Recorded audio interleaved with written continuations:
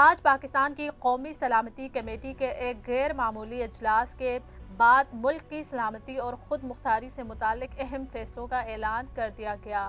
یہ فیصلے بھارت کے حالیہ جارحانہ اقدامات کے رد عمل میں کیے گئے ہیں۔ بھارت کی طرف سے سندھ طاس معاہدے کو معطل کرنے کا اعلان مسترد۔ معاہدہ بین الاقوامی نوعیت کا ہے، اسے یک طرفہ طور پر معطل نہیں کیا جا سکتا۔ پانی پاکستان کی زندگی اور قومی مفاد ہے۔ کسی بھی رکاوٹ کو جنگی اقدام تصور کیا جائے گا اور مکمل قومی طاقت سے جواب دیا جائے گا۔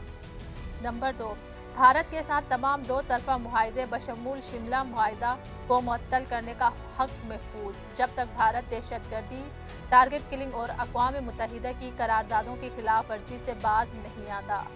نمبر 3، واگا بارڈر فوری طور پر بند، تمام آمد و رفت معطل۔ جو افراد پاکستان میں داخل ہو چکے ہیں وہ 30 اپریل 2025 سے پہلے واپس جا سکتے ہیں۔ نمبر 4، سارک ویزا استثنائی اسکیم معطل، تمام بھارتی شہریوں کے ویزے منسوخ، صرف سکھ زائرین مستثنی۔ بھارتی شہریوں کو 48 گھنٹوں کے اندر پاکستان چھوڑنے کی ہدایت۔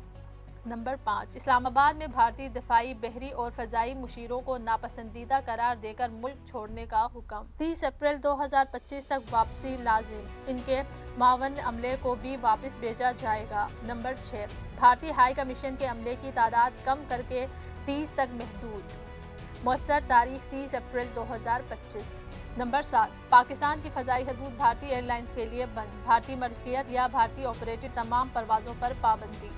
نمبر 8، بھارت کے ساتھ ہر قسم کی تجارت معطل، چاہے وہ براہ راست ہو یا کسی تیسرے ملک کے ذریعے۔ نمبر 9، پاکستانی افواج ہر قسم کی بھارتی مہم جوئی کا بھرپور جواب دینے کے لیے تیار، فروری 2019 کی کارروائی جیسا ٹھوس اور متوازن رد عمل دیا جائے گا۔ نمبر 10، قائد اعظم محمد علی جناح کے خدشات درست ثابت ہوئے، بھارت کے اقدامات دو قومی نظریے کی تصدیق کرتے ہیں۔